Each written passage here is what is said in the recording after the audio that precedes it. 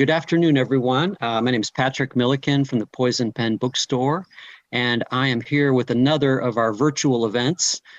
Today, thanks to the miracle of technology, we have best-selling authors known as Lars Kepler here today, discussing their new book, Lazarus. Right here, I've got a copy, and just some housekeeping. We do have copies, and we are expecting some signed book plates shortly.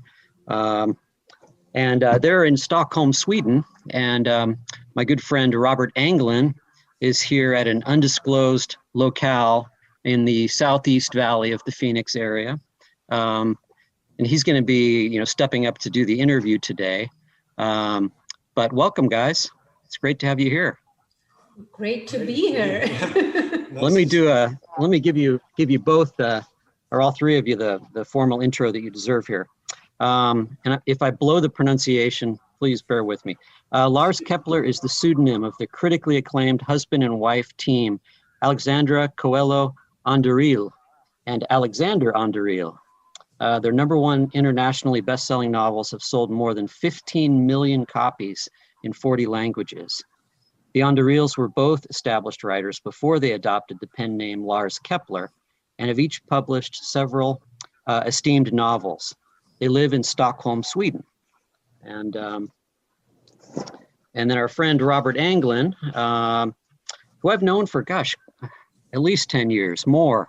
I think we originally met here in the bookstore 15 years ago at least.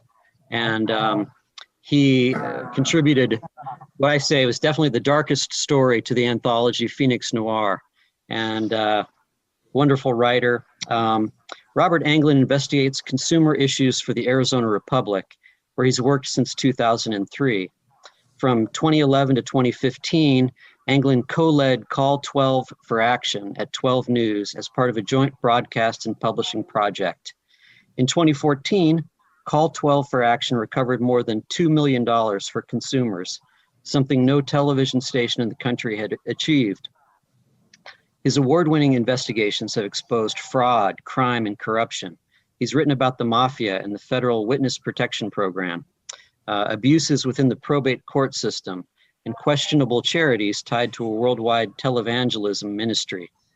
He was named Reporter of the Year in 2005 by the Arizona Press Club for stories linking taser stun guns to deaths across the country. On September 11, 2001, he was only blocks away from the World Trade Center collapse and wrote first-person accounts from ground zero. That's just a few of the things he's done.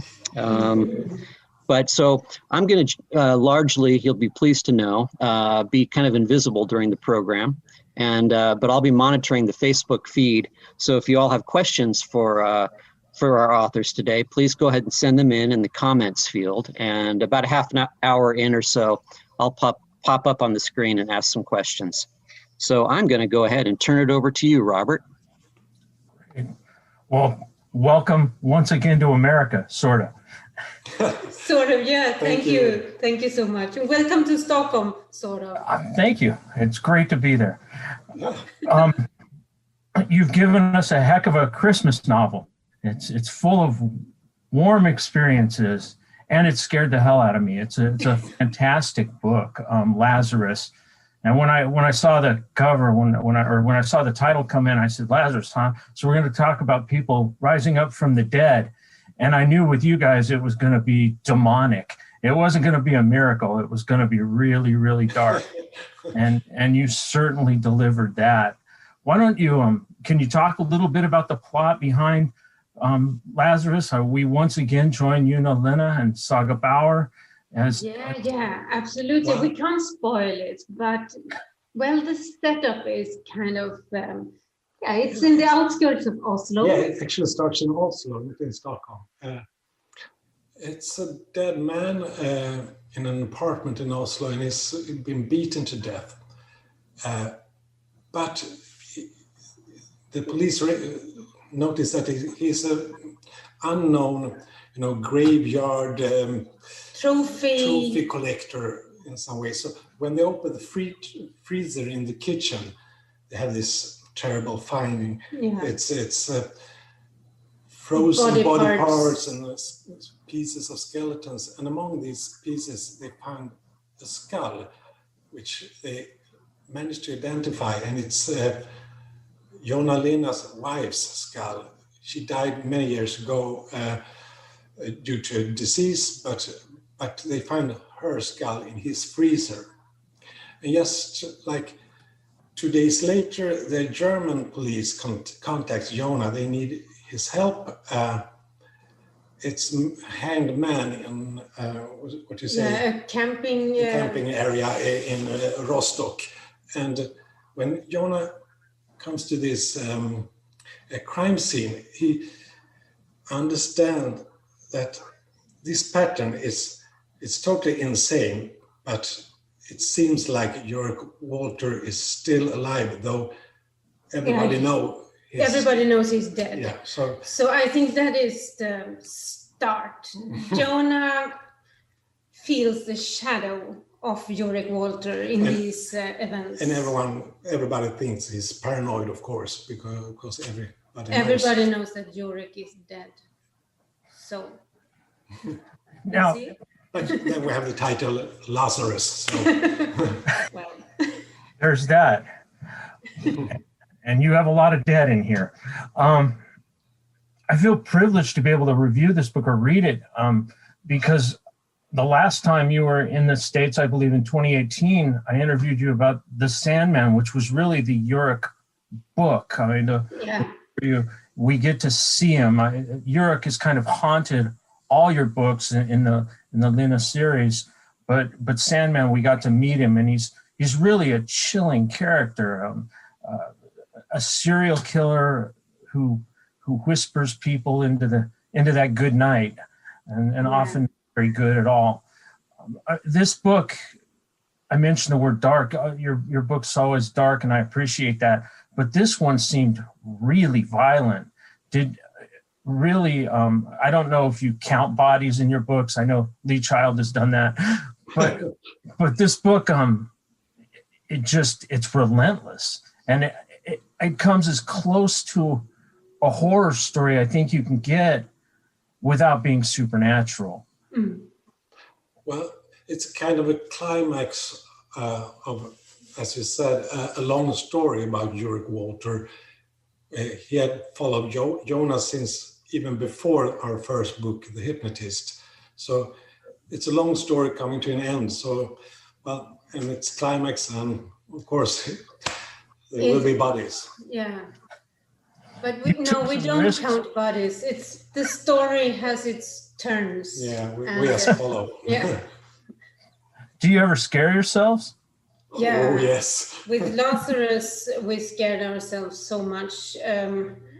Well, I always have nightmares when we write the books, but actually we have come to believe that the nightmares are kind of healthy or something, because it means that we are touching our real fear. Yeah, we are in connection, because I think crime fiction is about handling your fears in some way, both for you as a writer, but also as a reader, because the real fear, the thing we meet in real life, when we read the newspapers and so forth, we never ever get any answers.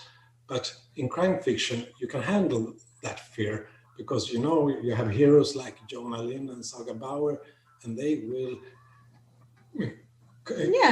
hunt the perpetrator down in some way. And so it's like a journey from chaos to order.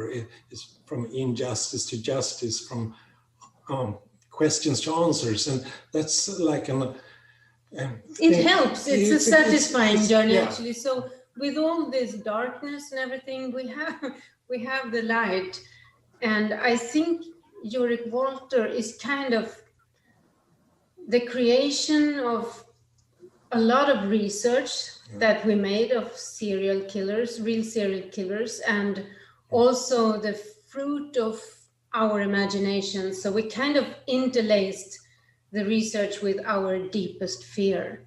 Absolutely. Do you feel like your books, I use the word horror, do you feel like your books are horror stories? No, we call it crime fiction, but we have certainly horror elements in our stories. Well, they are mostly, think about the plot, it's mostly a thriller plot always. It's you know, the main characters' lives are in danger and they have to, you know, solve the case. Yeah, they are drawn into the events. So that is kind of the thriller. So it's not a traditional police work story when you have a case and you solve it, but you're not actually involved as a character. But it's not a horror story because horror is in one way depressing. It always ends with, you know, no answers. It's the evil always continue in a horror movie or horror story. So it's kind of maybe something in between. We are always there. We know that we have these horror elements. It's just the way we write. I think it's the way our imaginations look like in a way. And to just amplify that a little bit, a little background on Ulrich, his preferred method of dealing with people is to not just torture them, but to torture everyone they love and to bury them in underground vaults and let them asphyxiate. And he's in top form in your new book, or at least he may be. We're not sure he's dead or alive. Yeah. It's like his that thing. It's not like a pervert. He don't like to torture people. He can do it, of course, if it serves his purposes. But he wants to take everything from his victims, their family, their friends, until they are like living on, but they're not knowing that they're already dead inside. And at some moment, his victims will understand that my life is hopeless. I will never ever see my loved ones again, and then they take their own lives. That's Ulrich's mission. Yeah, that's his modus operandi in a way. So he's, I think, creating a villain like that. In a way, it sounds really weird, but I think we understand Ulrich Walter as well. And I think that is a key for us in how we want to write. We don't want to just draw a picture of a monster. No. Everything was taken away from him. And in a way, in his mind, he's just fixing the order again, making it making a balance in the universe. That's right. So we absolutely understand him. We can't, of course, agree with his methods, but we but we understand him. But and I think that's a key for us as writers, to understand each character. Even the most evil one. One of the things that's really enjoyable about your books is your perspective shifts. You don't stick with one character at all. Sometimes you're telling us the point of view of even minor characters. You present the one I particularly enjoyed was Sabrina in this particular book, the bodyguard. And so you shift perspectives, but you don't see a lot from Ulrich or other killers that you introduce. Your perspectives usually come from the victims or the hunters. Yeah. Mostly, we haven't tried the other way around too, but mostly, as you say, it's the heroes and the victims we follow. And I think it's important to make people of the victims. Yeah, because they are not just victims, they are full persons, complex persons with memories and hopes and everything. Because our books are pretty violent and graphic, but for us it's a loyalty to the victims and to the authenticity of our research. So we have to make each character alive. We must give them the opportunity to, have a full life in our story, even even if it's just a few pages. Yeah, not to be a function in the drama, if you understand what I mean. It's not just a body. No, it's kind of, they are Well, alive to us. It certainly makes you care about these people and what fate is about to befall them.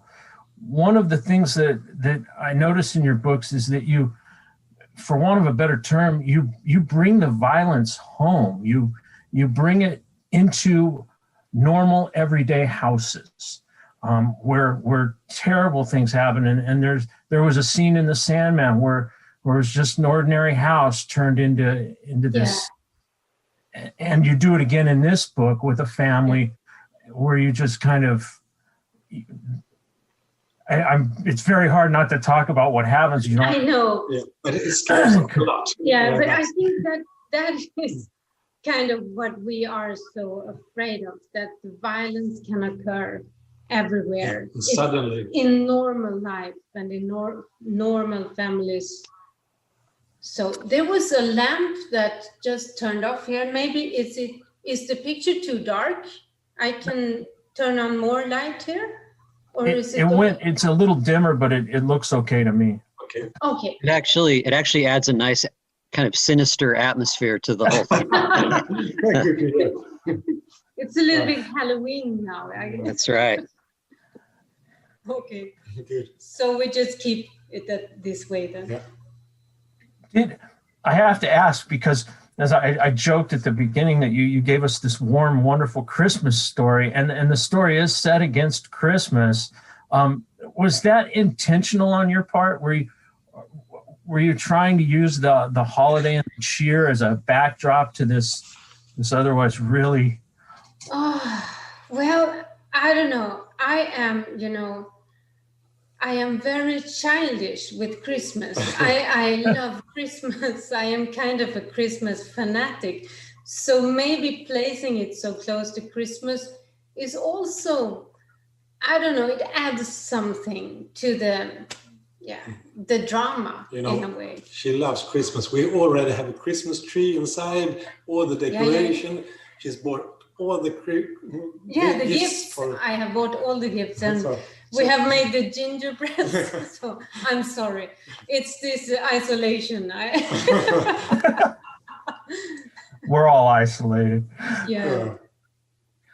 So yes, I think maybe the Christmas. Yeah, the clash between this terrifying story and the idea of Christmas. Yeah, the idyllic. Yeah. And I love the observation, speaking of Christmas decorations, in this particular scene where the house is involved. The one thing that keeps clicking is, why aren't there Christmas decorations? Why aren't there? Where is all the cheer in this scene? Exactly. And that's kind of the denouement there is pretty awful. Yeah. Yeah. Oh, it's terrible. So I think I asked you this before once, but Sweden's such a good quality of life, and crime is very low. And so what propels this darkness in Nordic crime fiction, particularly? What are you tapping into there? And clearly American audiences love that, but well, it's true that the society is very safe, and no, we live in the middle of Stockholm, and we have never heard a gunshot ever here. So it's pretty safe, but maybe that's one of the clues to as a writer, to imagine the worst things. Maybe you have to feel safe. Basically, or maybe we all know that mankind has the ability to do the best things and also the worst things, and I think it's this contradiction that we always have this fascination about. Everlasting discussion. How can we be able to do such wonderful things to each other, and at So the same bad time so things. horrible things. It's And I think maybe you have to have kind of a safe society to want to read these stories. Because if you were living in a war zone, you wouldn't want to read it. I'm sure you prefer you nice would like stories. to romantic novels or something maybe. But I think these are universal stories. People have always told these stories to each other about death, life, extreme situations, choices you have to make. Yeah, and I think it's not maybe so much about violence that, but what we're talking about, the extreme situations, because we push our characters into extreme situations just to test them, test their relationships to each other, their moral, their courage, and so forth. And this. And as writers and as readers, we kind of can look at all this drama, and we can still be safe in a way. This doesn't answer the question about Sweden and Scandinavia, but well, it's dark here. Yeah, it's very dark, and it's very, that it doesn't live many people here, so it's kind of, I don't know. No, it's just 10 million in all Sweden. So wow. I think we have 7 million in Arizona, a little more than 7 here in Arizona alone. Do you ever, when you're setting up the plots, and I want to ask you a lot about your writing style, but when you're setting these things up, as you're going back and forth through the plots, do you ever worry about having to outdo yourself from the last one? Outdo the excitement, outdo the violence, No. Never think about that. Thriller work. No, I think for every book so far has come like a logical consequence of the book before, in a way. Yeah. So it's just, the idea has just come to us after we have finished the book, and then, yes. And then we try to, find the, for us, perfect plot skeleton for each book. Like you were mentioning the Sandman, and that's basically an undercover story. And for us, that was, the key to that story. And for each book, we try to find, some specific plot idea, which we work through, around, or with. Exactly, and with the Fire Witness, it was kind of like a ghost story, and with the hypnotist, the idea was kind of a Freudian nightmare. And with Lazarus, we wanted Jonah Linna and Saga Bauer to be the main characters this time. Everything should happen to them, and we had waited for such a long time for them to be in the absolute middle of the events. Yeah, because we try to make, when we write books, we want them to be possible standalones. You can read them as standalones. The books, yes. Yeah, each book. Of course, if you read them all, you will have the biggest story about our characters. But we always, with a new book, usually introduce a new main character, one or two, which is not the main characters for the whole series, which is Jonah Linna and Saga Bauer. But with Lazarus, we skipped the new main characters. We just had Jonah and Saga, and that was both challenging but also logic in one way.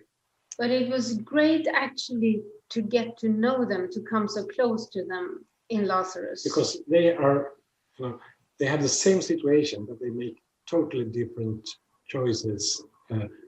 They go in opposite directions actually with the same information.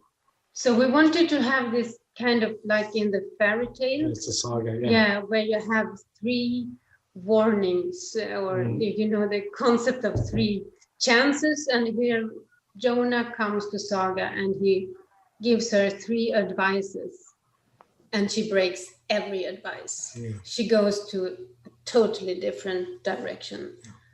So that was kind of this evil saga that we wanted to explore. Well, I thought you did something pretty remarkable in the middle of you take Yona kind of out of it for a part of the book. Your detective hero is somewhere else, trying to convince everybody that he's right and failing that, leaving for good reasons, but he has to abandon his partner and his coworkers to their fates, and that lets you talk about saga quite a bit. I've always, as a reader, felt like your evocation of saga was really fantastic. To me, she's always been, at least with these two books, perhaps not the Rabbit Hunter or certainly not the Nightmare, but in the Sandman and Lazarus, I think she is the main character. Yes, and, absolutely. But man, do you not like her? Yes, We love her. we love her. We love Saga, and She's complicated, just as Jonah. she is totally different from Jonah. And no, she's wonderful. Yeah, and when we wrote Lazarus, I was dreaming about Saga every night. I was so close to her in a way, trying to protect her. It sounds crazy, but no, we love her. But you're not afraid to take chances. I don't think that some writers would. I mean, you really hurt some of your main people. In ways. And we can't spoil. Sometimes we meet readers and they're angry with us because we're so cruel to Jonah and Saga. Yes. Does that? We can protect our characters. It's not what writers do. We need to. They must handle their own lives. Yeah. So that's what I was going to say. Is there any character in your books that are safe? Is anyone ever safe? Not really. No. Because we travel along with them. They are sharing our present time with us. So we don't know, actually. No, we kind of live a parallel life. Without the serial killer, of course. Yeah, okay, exactly. Yeah. Let's hope. Do you think that you're going to branch off from Lena at some point? Is there going to be a standalone book in your future? Don't know. We have always said that if we want to, we absolutely must. We must follow our lust. We never put up rules because that's not good for writers. Even though we have contracts, they're not saying when we have to deliver a book. No. So we're totally free to do what we want to. But so far it has been so enjoyable being with Jonah and Saga. And writing together. And it's crazy because each time we end a book, it's like the last weeks, it's so intense writing process. And we're not doing any laundry, not any dishes. We just write and write and write. And when we come to the end, we're so exhausted and we think we're never ever going to write another sentence again. We feel empty and then we start to clean our apartment. It's always 1 or 2 days of cleaning, then we have a new idea. So far, knock on wood, it has been like that. And so we are still so, curious about Jonah, Lena, and Saga Bauer. We still don't know who they are, really. We want to come closer. Yeah. I want to ask you about your writing process because your books, I read the book over the weekend. I read the book Saturday, basically more or less in 2 sittings. And it's a 500-page book and it was fast. And I think you do things intentionally. I'm interested in how you set that up as you write. Because you must, I don't know if you say there's no rules, but you must have a writing rule about this chapter. Each chapter can no longer be, or can be no longer than X, and you want to move on every couple of pages. Is that intentional, or is that just how the stories unfold?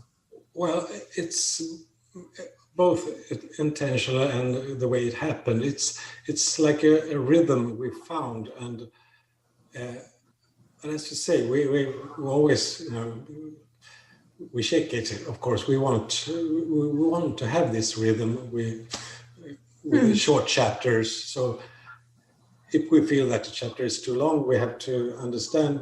We discuss it because it's not the way we usually do it. So something is wrong if it's a too long chapter, because then the heartbeat is not the way we want it to be. No. So it's hard to say, but it's the same with the plot. We work with the plot so much, like for several months, every day, like 5-6 hours, just thinking about the plot, writing notes. And I think that is very important, that we know exactly what book we are going to write before we go to our computers. Yeah, we're two writers, we must write the same book. So. But then when we sit down and write, the story takes the command, and we just follow the story, because when the characters come alive, we just follow. But yeah, we always want to have kind of a fast-paced thriller, but we also always search for the core, the psychological core in a way. It's a challenge, of course, to have a fast-paced story and still, complex characters and complex psychological relation. The inner of the story in a way. So I imagine the writing part of it. I have this picture of you two throwing ideas at each other in the before the writing process starts. Oh, we'll do this. Oh, we'll do this, and it goes back and forth. Is that accurate? Is that how you do it? Well, we actually share like every moment, every part of the writing process. It's not like we divide stuff. We just work it through together. So it sounds like the way you said when we are finding the ideas. I think this would be a perfect situation for this specific sequence. Or now I think they should go out in the deep snow or whatever. We continue to discuss and we have a lot of fun. But when we have the story, we sit down and we write the same story, So we just take small parts of the story and write. We sit side by side, one computer each, and I write one part and Alexandra another small part, and then we email each other just to meet her. And I continue, and I edit Alexandra's part, and I add things and delete things, of course, and then we. And I do the same. And then we email again and again until we, writing the same thing. Yeah, and because I think for us it's so important that Lars Kepler is one voice. So it really works well when we change text with each other so many times that in the end we don't know who wrote what. It's just one voice. It's no idea anymore to protect your ideas because you don't remember who had the idea from start. I imagine there's some screaming involved at some point. Yeah, well, I can protect my text sometimes, but well. Alexander is very sensitive. Yeah, no, but not exactly screaming, but I can walk away for a while and think it over. So I have to ask, which one of you is responsible for, in this new book, the character called the Beaver? That's also one thing. We don't know. He was there. Yeah, but the Beaver's an interesting composite, and he's very, very ugly. Yes. Yeah, You wouldn't want to meet him. No, but it's like he's educated. He's what do you say? He can talk very well about his situation, but then he has this. He's well articulated. Yeah. But then he has his anger. Suddenly he becomes like a wild bear or something. He can't stop. He's too full of anger and violence. So he's scary in that way. Yeah, he's definitely scary. Yeah. Hey, Robert, are you seeing? Are they kind of disappearing from the screen a little bit? I see that we are disappearing here. Yeah, there it goes. There we go. I think it's auto focusing is what I think. It must be an autofocus kind of feature. Okay. I'm sure. Yeah. So maybe I try to put on this lamp. Maybe it's getting darker and darker. Sure. Yeah. Sure. It's Sweden. We must help the camera a bit. Dyslexic. I think maybe it's easier for the camera now. We'll see. We are still kind of blurry. Hello, camera. It will find. Oh, there it goes. It's better. There we go. Yeah, it's an autofocus thing because it's in the middle of us. So it's Right. because of the wall behind, yeah. Well, that's interesting. So I was asking about the beaver, and he's, again, you've created this very scary human being that you're right, I wouldn't want to meet, although I think I have a couple of times. And you give us, and I thought the way you presented who he was kind of brilliant, really. You don't tell us anything about, you put him in situations, and then toward the end of the book, we learn a little bit about what his job was. But one thing your books do from book to book is you kind of leave me on a cliffhanger. And you've done that here as well. And I have to ask, I assume we're going to see more of the beaver. Yeah. Well, we don't know. Well, yeah. He's not dead, so No. I'm sure. No, he's also a very interesting person. Yeah. Yeah. So, I think we will meet him again. I have absolutely the feeling that we will do that. Now, part of researching, one of the things I wanted to ask you was about, early on you talked about the grave robbing, which is something, at least I haven't come across much in America. And you start with this very evocative scene where body parts are found in a fridge by a grave robber. And it's talked about in your book as if this is, well, it's shocking, but yet it's known. If I had learned in America that somebody was robbing graves, I'd be aghast. It's just not something. But is that something that comes up in? Well, there was actually a woman here in Sweden a couple of years ago that collected skeletons, real skeletons. It's so terrible. I don't know if. I mean, I'm sure it's not common, but no, but this has happened, and well, we all know Ed Gein. Yeah. He was kind of a graveyard collector there, so I think maybe it's kind of the haunting of Ed Gein that these kind of stories, you never forget them when you hear them. So they are, maybe it's reflections from that. You do a lot of research for your books, criminal research. I read, I believe that you actually went, you weren't satisfied with just reading descriptions of prisons. You actually went into one of the more notorious Swedish prisons and spent time with inmates and guards. What propels you to do that? Well, as you say, you can go Google almost anything, but it's not the same as hear the acoustics in the catacombs In the prison. prison, to feel the smell in the prison cells, to feel the rhythm of the movements, because it's so much security all the time.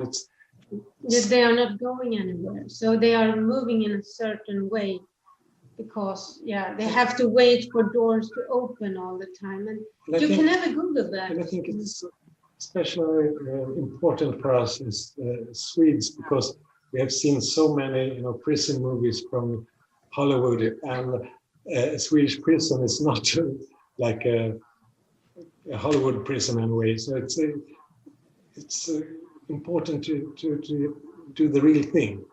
Yeah, and authenticity is really, really a big thing for us in our books, because we know that the books are fiction, but they stand with one leg in the absolute reality, where forensics and the medical knowledge and the police work, it has to be authentic. Yeah, so it's real police work, but of course the cases are really, really extreme. But ordinary police work in Sweden is, traffic stuff and, and domestic violence as everywhere. But we of course concentrate on the most extreme cases.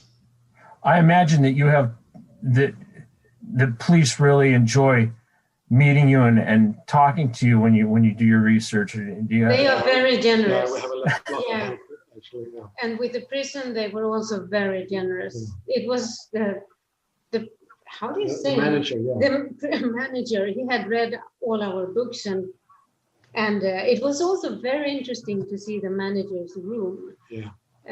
So we got kind of access to areas that we didn't hope for getting, but we did. And we were also in these isolation rooms, and that was also very, very strange. In a very small room, that one person had spent so much time in, kind of a haunted room in a way.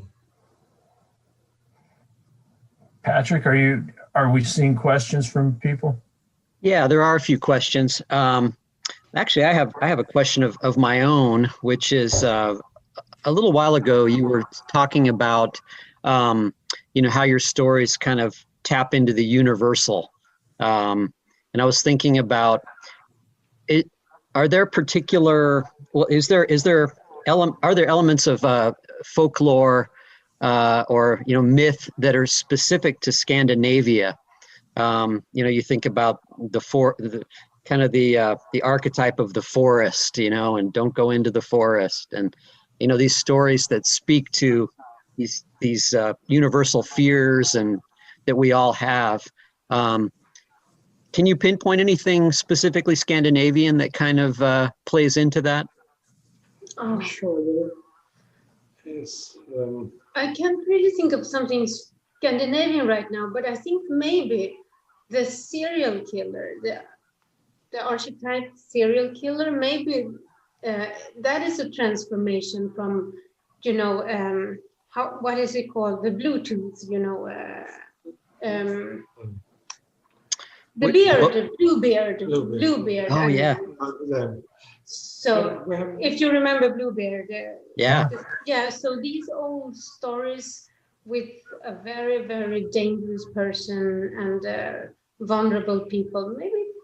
Then the real stories about our kings in the past is, I think, in Fleckings too. We have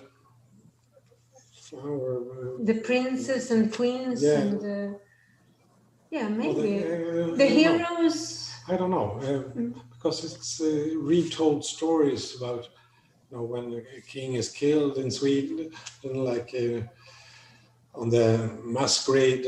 Masquerade ball. Yeah, but I don't know if we have a certain Scandinavian mythological story. And as you say, it's the stories you previous told kids was the stories about the woods. Of course, don't go into the woods.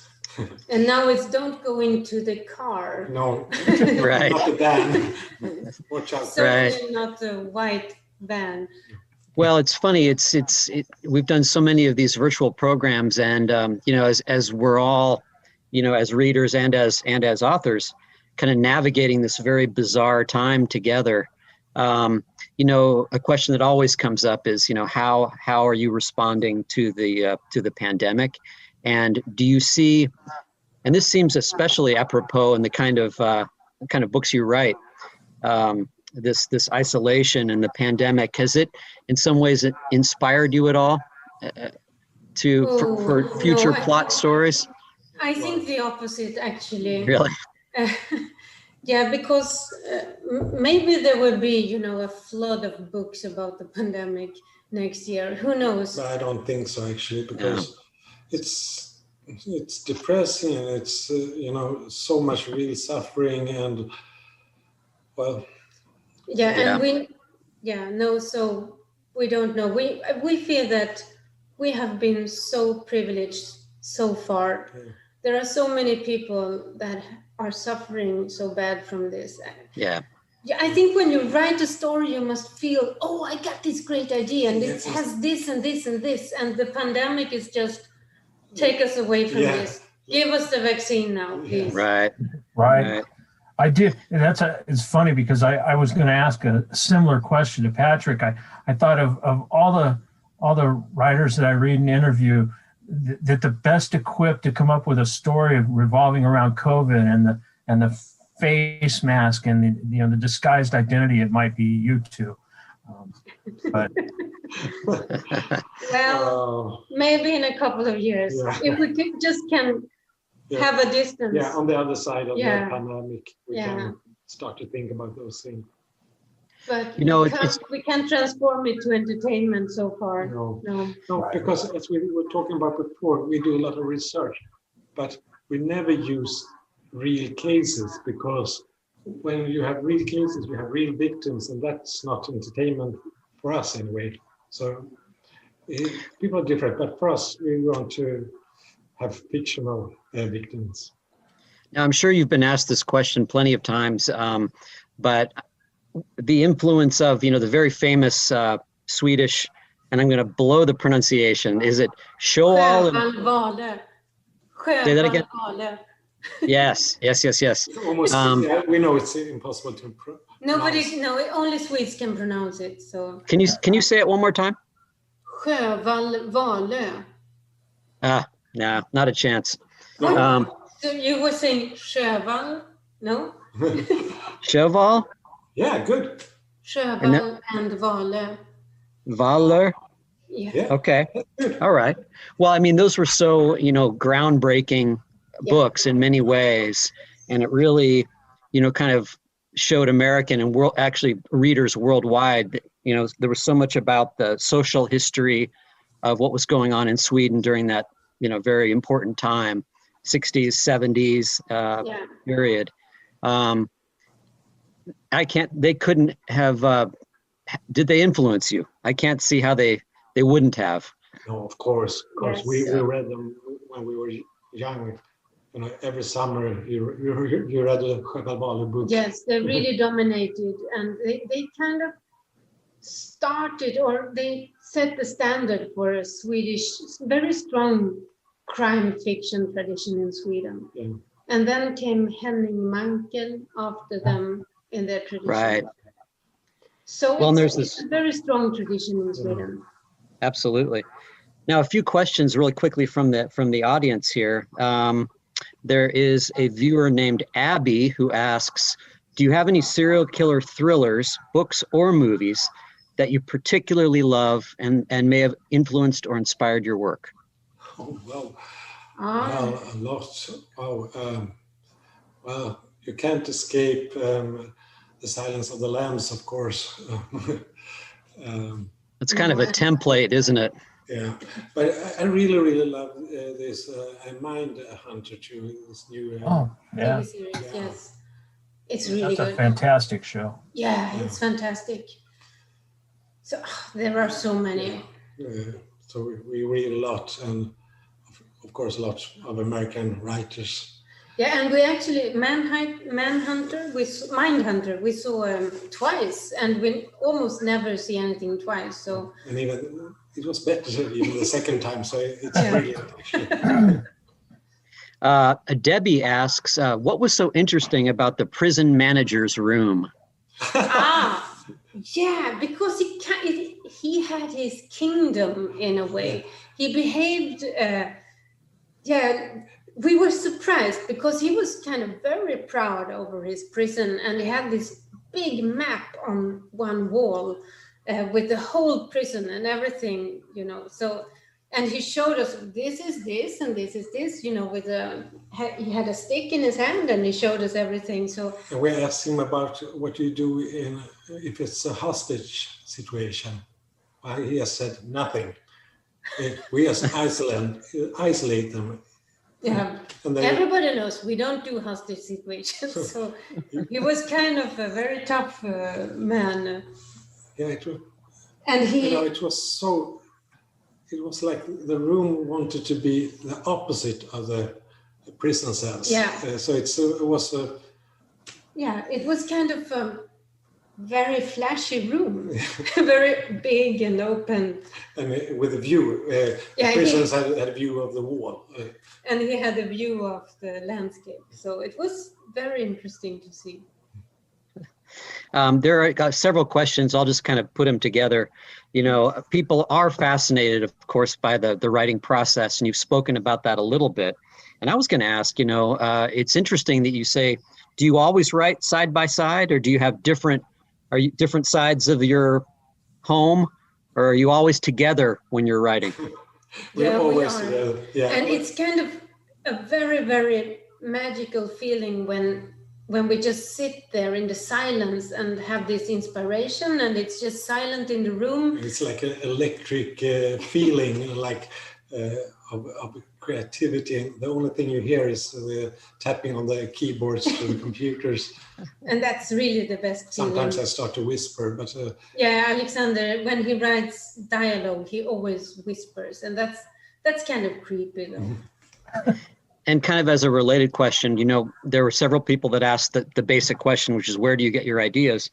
Now, are your antenna kind of always twitching for new ideas? Well, when we started to write together, we had this box. We collected, things from newspapers and wrote notes, and we put them in a box, and we filled that box with new ideas.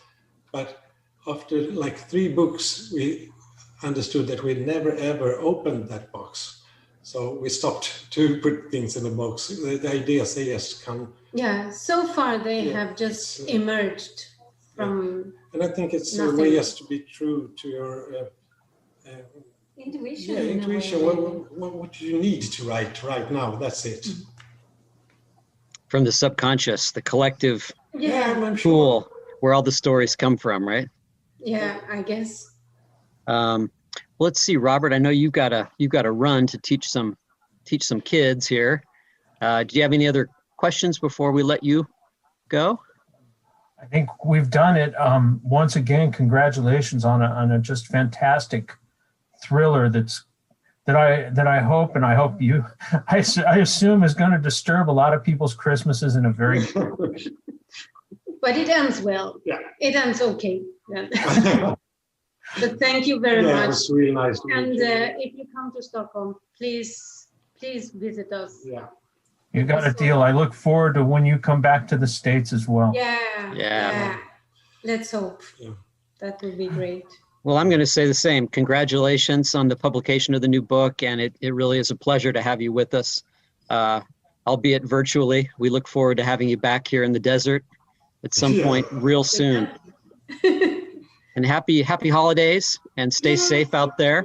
Stay safe. Stay safe. Happy Thank holidays. you. All right. See you in the Take care.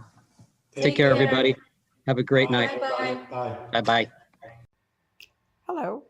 We hope you're enjoying our programs and podcasts with authors. We'd like to expand them, and your help would be appreciated. Please make a donation at poisonedpenfoundation.org. 100% of the proceeds will go to help connect authors with readers in this difficult time. Thank you.